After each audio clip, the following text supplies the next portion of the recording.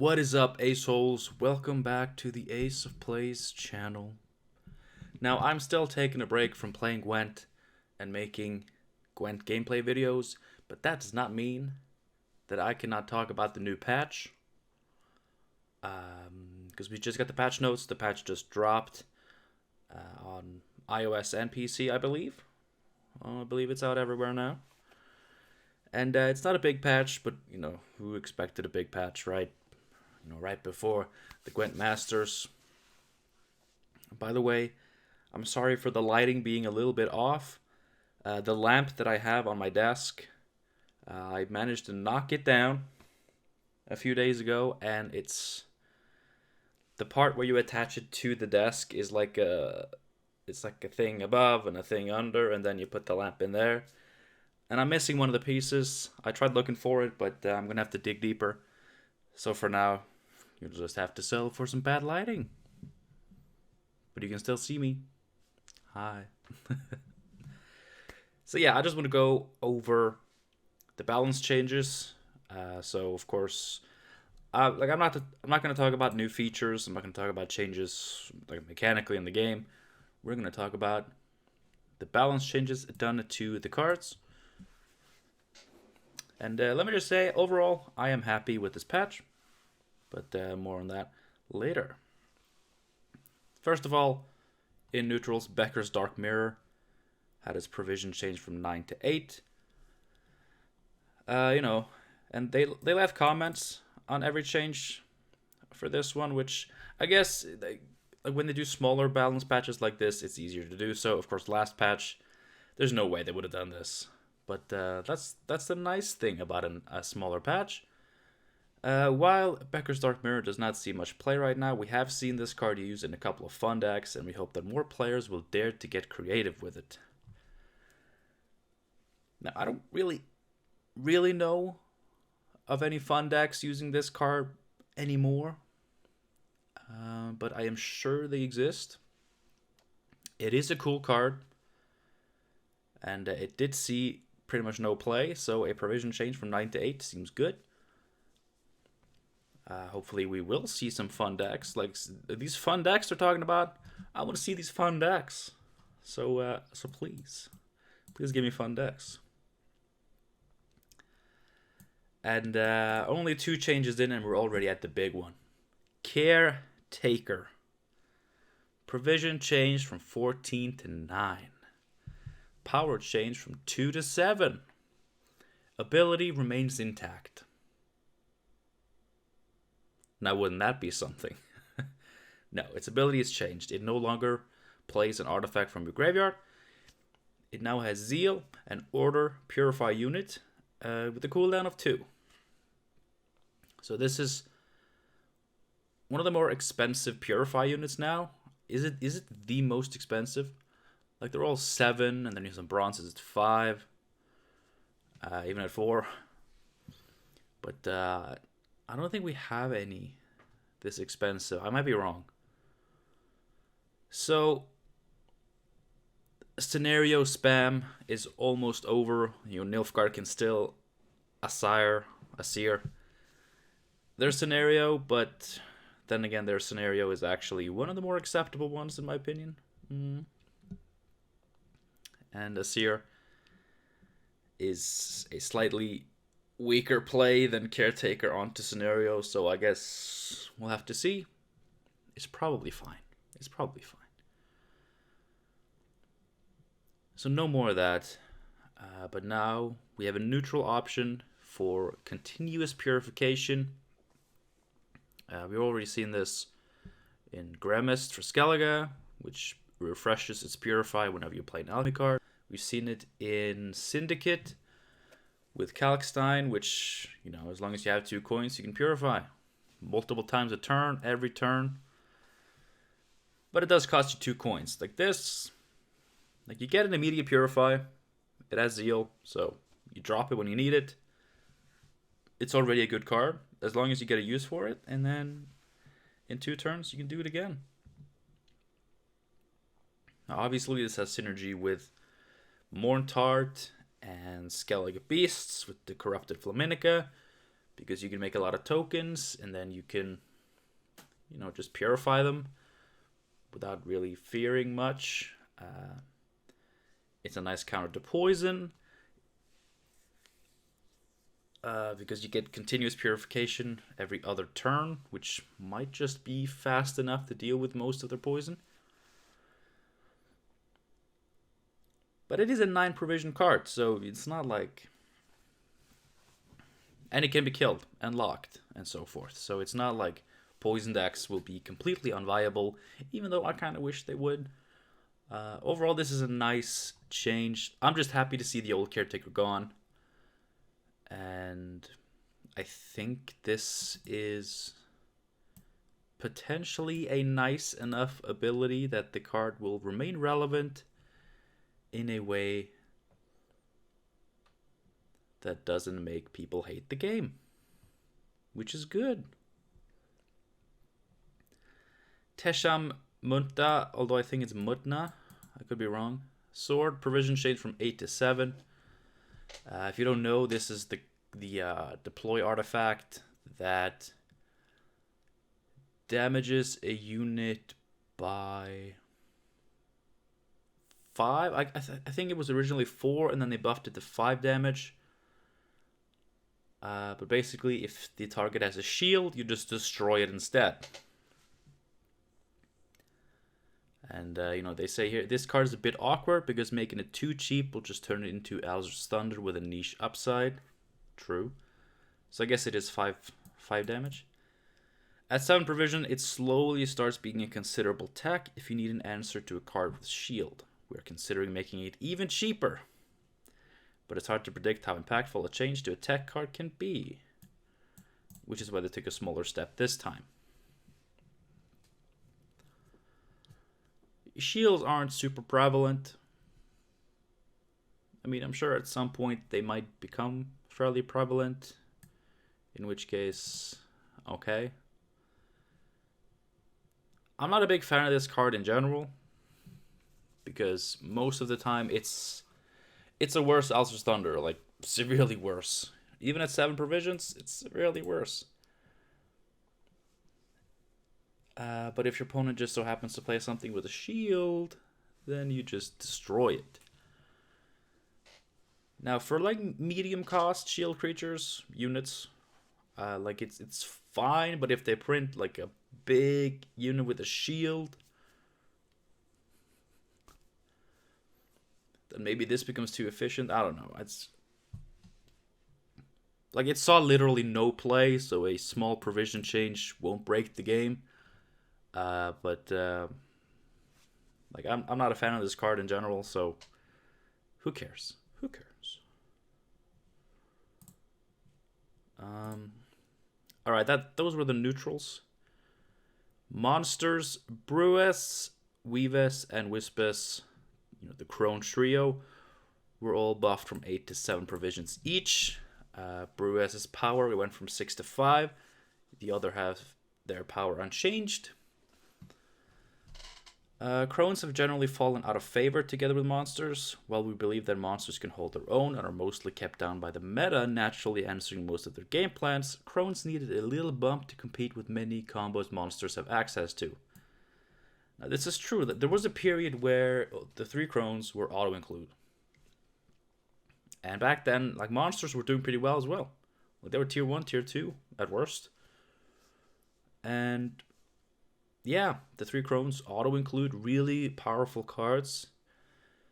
And, with expansions and reworks and changes, they have really fallen out of favor, like they said in the comment here. And they were pretty expensive. Like, you really needed all 3 of them in the deck. And at 8 provisions apiece,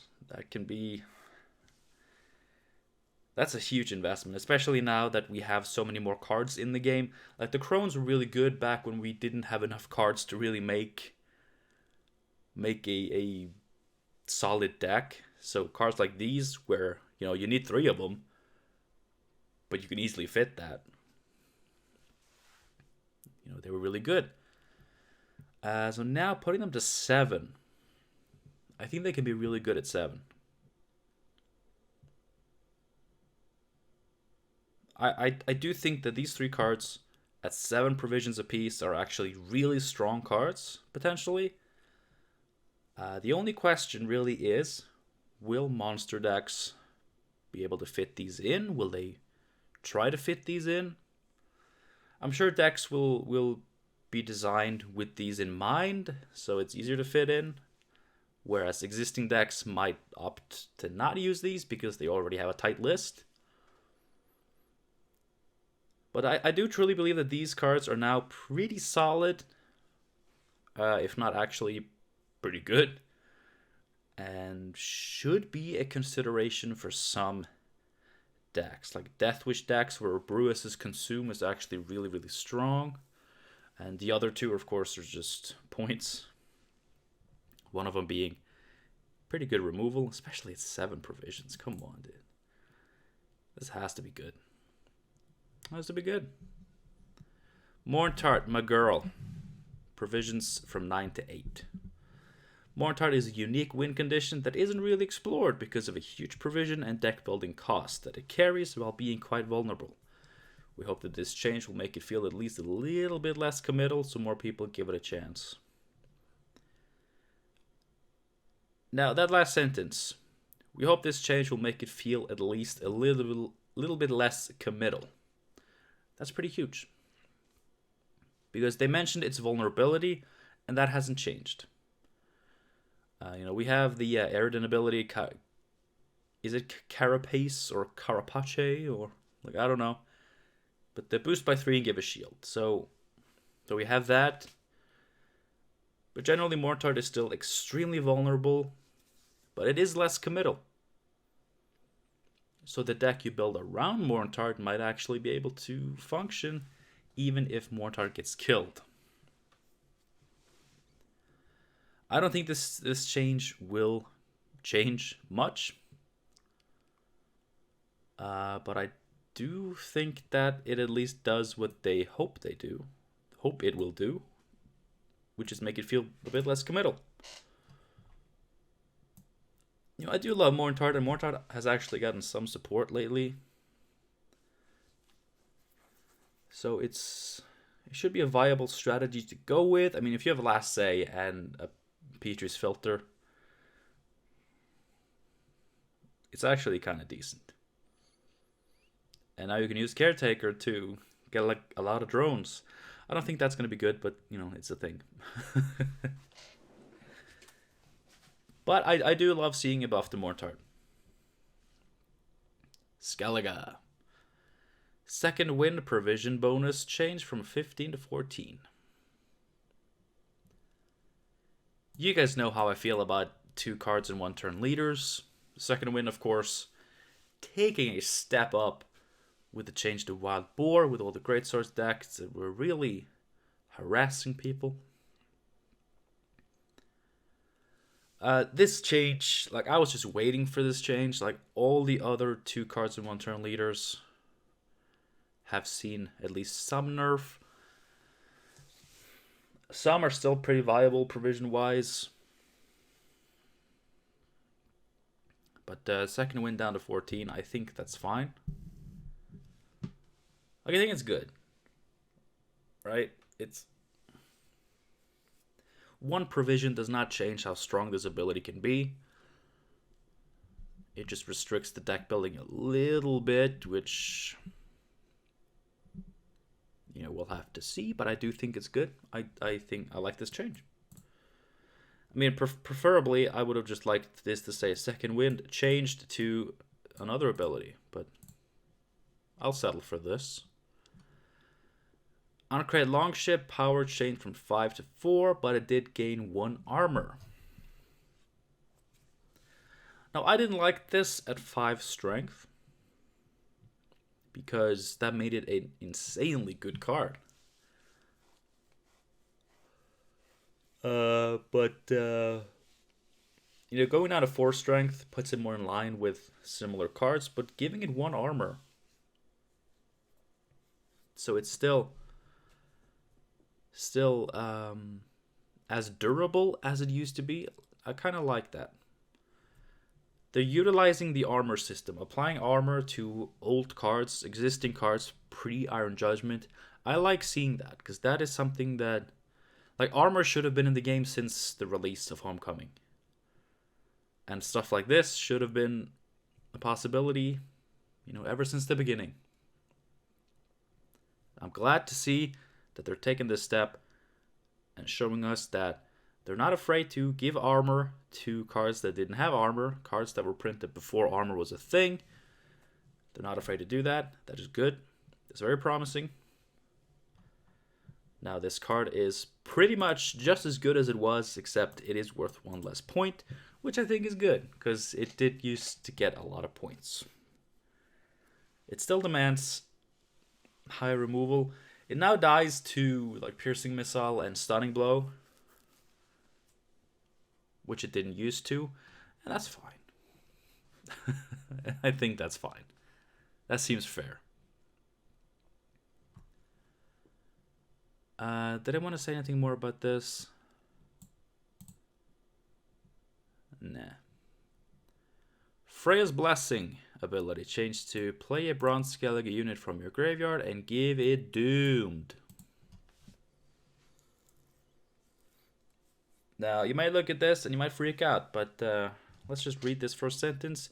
While this change is not going to impact use of Freya's Blessing in most cases, that's very true.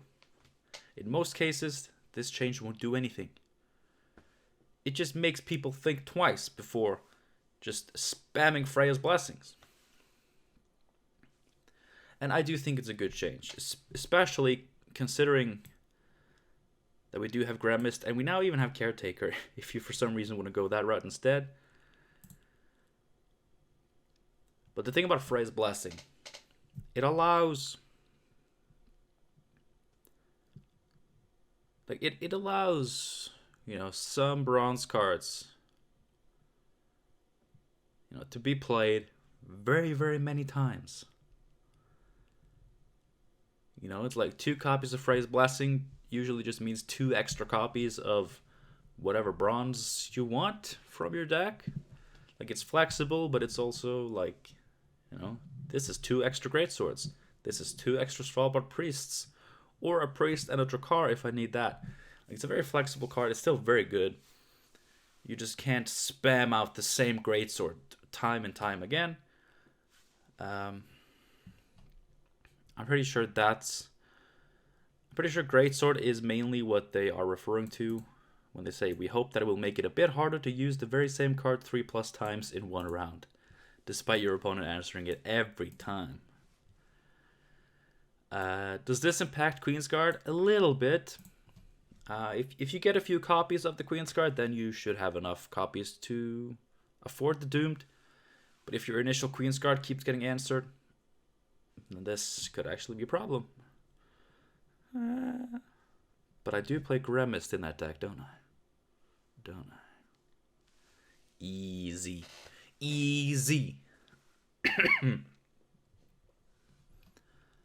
Wildboard of the Sea, provision changed from 11 to 12. Not surprising.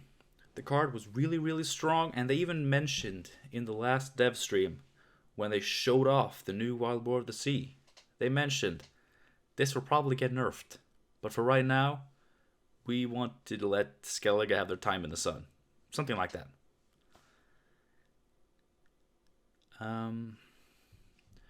This change is minor, but the meta was already slowly adapting to this card's existence, which is why we opted to take a smaller step. Good.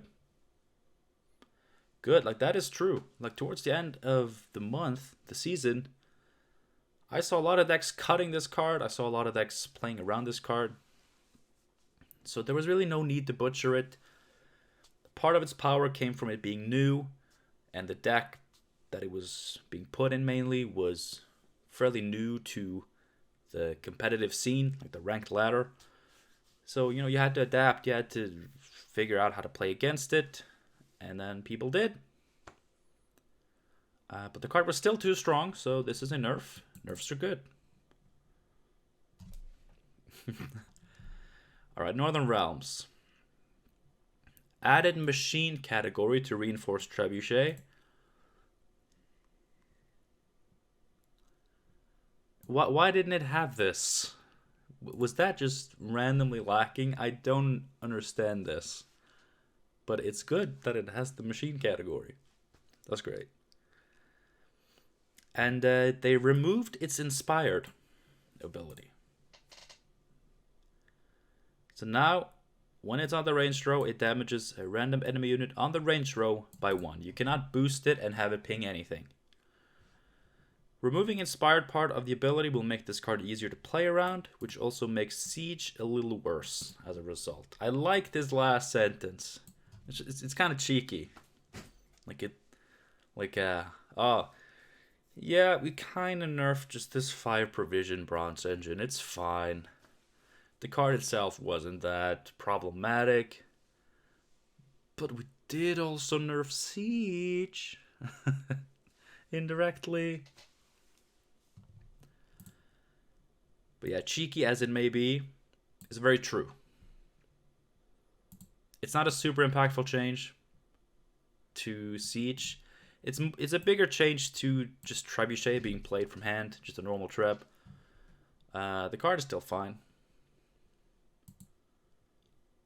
But, this allows us to play around Siege a little bit more, which I do like. Scoia'tael. Deadeye Ambush, provision bonus, changed from 16 to 15. We have observed this ability after rework, and it's performing a little better than we expected, so we're bringing it down a bit. I haven't seen this once. Wait, I have seen it once. And I have played it once. It didn't seem problematic. Although, like Elf Swarm and Swarm and Scoia'tael in general is very efficient. There are big payoffs for it. So maybe this ability was really strong in a vacuum, but I mean, it was never played, so I don't know where they got these observations from. I don't mind the change, but I don't know where they got these observations from. But this next one, Precision Strike provision bonus changed from 16 to 14. Because it's currently way overperforming. Acting as a source of additional reach for removal, a setup and huge tempo play if you can keep the Dryads in your deck.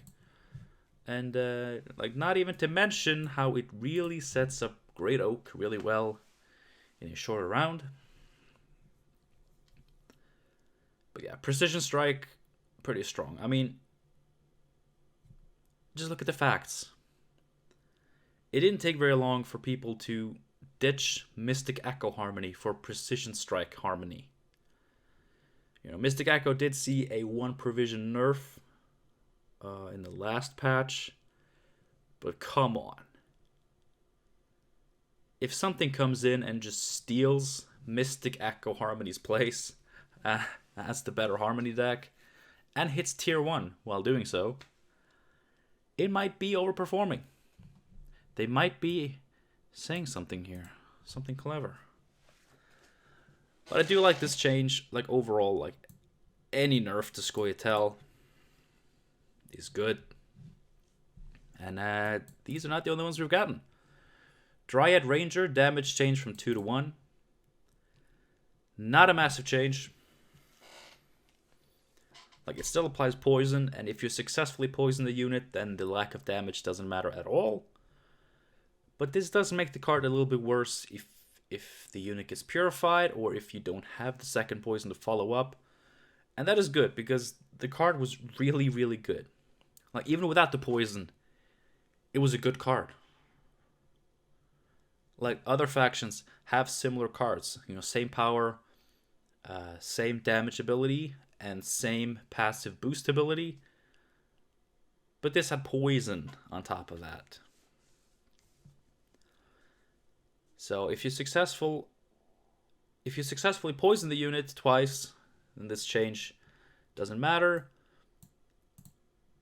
But counterplaying this card is now a little bit stronger, which is good because the card was really good. So incredibly small change, but it's a good one though. It is a good one though. And this next one, Percival Schuttenbach, armor changed from 3 to 2. This will also happen to Glynis in Nilfgaard. Just a little spoiler. I think this is good. Like, when these cards were printed, we got Stunning Blow and we got Piercing Missile, which both would one-shot these cards for really good trade-up value. But now, like, people have like that's not a good enough reason for these cards to be that strong, right? Stunning Blow is one faction's specific card. Piercing Missile is a neutral tech card that nobody's even playing. And you know, these were really tough to remove. Like, for being engines that can easily generate 2 points a turn, they started at requiring 7 damage. 7. That was insane. Even at 6, like, it's gonna take something. Like, what this change does, it's, you know, if a turn 1 Percival or Glynis can be deliriumed, they can always be Gigascorpion decoctioned, they can be parasited.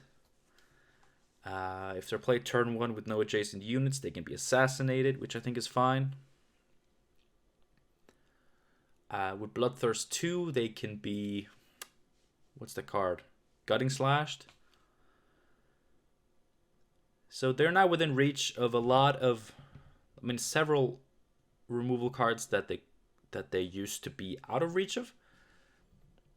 But... like, those are still pretty committal removal cards. And, like, they all seem fair that they counter these cards. So, good change. Because both Glynis and Percival were pissing me off lately. So, hey. The Great Oak power change from 8 to 7. The card that has not been touched since its release in Crimson Curse. That is almost a month ago. A year ago. Finally earned its adjustment. It earned its adjustment long ago, but better late than never. Like, it is a small card. Small change. Jesus Christ, I cannot speak. It's not a small card. Oh my god, it's not a small card. But since a lot of things in Scoia'tael are shifting in this and previous patch, we have opted to take a smaller step towards bringing Oak back in line to avoid killing off the card together with the faction. Now, I hate Scoia'tael, and I hate Scoia'tael having been so goddamn powerful for so long. But I will always respect this approach. Always. Like, as much as I would love for Scoia'tael to just actually die, I know it would be really bad for the game and a portion of the player base if the faction just became unplayable. And in a perfect world, all factions are equally playable and equally strong, so that includes Scoia'tael. So I will always respect this approach. Water of Broccolon provision changed from 11 to 12.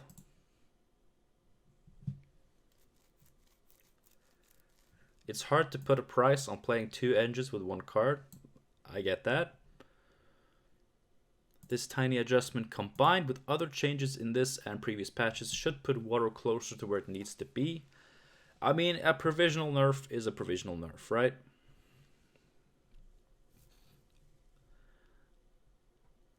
And it's not just one provision nerf. Because this is played with Great Oak, which lost 1 power.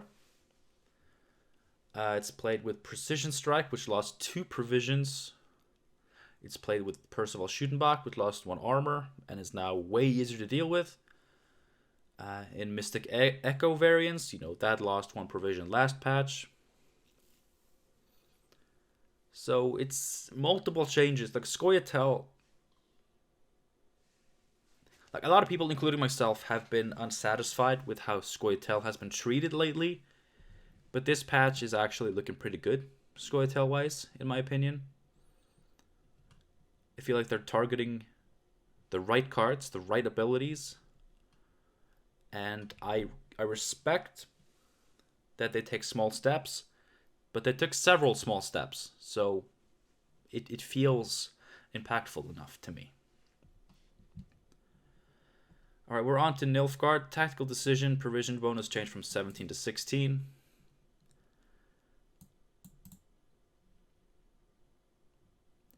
Like that's whatever. Like, this ability comes and goes. People played for the provisions, but it does have potential. It is a 2-card and 1-turn leader, although not super consistent like most other ones. So I don't know if this change was needed. I don't know if this change will actually change anything. I don't know. I actually don't care. Glynis, armor 3-2, of course. Yennefer's Invocation. Now only places an enemy unit on the top of your deck. It's no longer artifact removal. After we decided to limit artifact removal to neutral cards, we have overlooked Yen's Invocation as a viable way to do it, so now we are correcting that. Now, this card was so popular. It was everywhere. Like, when scenarios became a thing, Nilfgaard was pushed really hard because they had this card. So how they overlooked it as a viable way to remove an artifact, I'm not quite sure. But they are now correcting that. Because it was really strange that they talked about removing all faction-specific artifact removal, but then the biggest one was kept. That was really weird. It was actually so weird that I believe that they did overlook it. I just can't understand how. But I don't think they're lying or trying to cover anything up here. I think they're telling the truth, and they did correct it. But it's still kind of inexcusable. But good change. Good change. Syndicate is last up. Really just a couple of changes here. Blood money, provision bonus changed from 16 to 15. Wildcard from 14 to 13. So Wildcard getting continuous nerfs. We like that Syndicate leader abilities that are not Wildcard are starting to see the light of day. Those changes are meant to incentivize more experimentation. Both Blood Money and Wildcard are getting adjusted, just so one is not clearly superior to other after the change. So with the last nerf to Wildcard, we did finally see other abilities emerge. Is my face cam frozen? No. Can you still hear me though? I think so. Alright, we're almost done, so it's fine. But yeah, with Wildcard's last nerf, we finally saw other cards come into play, other abilities, Blood Money, of course, and Congregate for a while. And now both of those are being nerfed again, just to try to bring them more in line with the other ones. Now this is good. Now I don't know if the face cam is actually frozen or if it's just frozen for me, so I'm gonna act like it's not frozen. I'm just gonna let it go. Alright. So overall, I do think this patch is actually very good. I'm happy with this patch. It's of course way smaller than the last one, but the changes presented in this patch are really, really good. They appeal to me a lot. Now, does this mean that I'm going to cut my break short? No. Because I still have stuff, you know, in my life that I want to get sorted out before I get properly into making Gwent videos again. But this patch has made me excited for when I do come back. Like, this is looking good. Now I'm gonna let the game settle. I'm gonna let the patch settle for a week, maybe 2 weeks at least. Just to really see if these changes are as good as I think they could be. So until then, I am still very much on the break. We're still going to do streams, playing other games. I want to do custom card review live with you guys, getting live input, having more discussion in there. So you'll still get to see me around. We'll still do fun stuff. But the Gwent gameplay content is still on hold for a little while longer. But this patch has definitely gotten me a little bit more hyped to return. And I do look forward to seeing the updated Gurnikora leader skin. That could be very nice. Alright. In case the face cam is actually frozen, I'm not going to keep this going for too long, because a lot of the intrigue of my content fell away when the face cam froze. But thank you guys for watching this video. Let me know in the comments what you think about this patch. Are you happy with it? Are you unhappy with it? What's your favorite change? What's a change you wish they would have done but they didn't? Let me know. Let's have some discussions. Taking a break for me is hard because I miss discussing with you guys. I mean, I still discuss with you on Discord. Join the Discord, by the way. Link down below. We got a lot of discussions going there. It's a great time.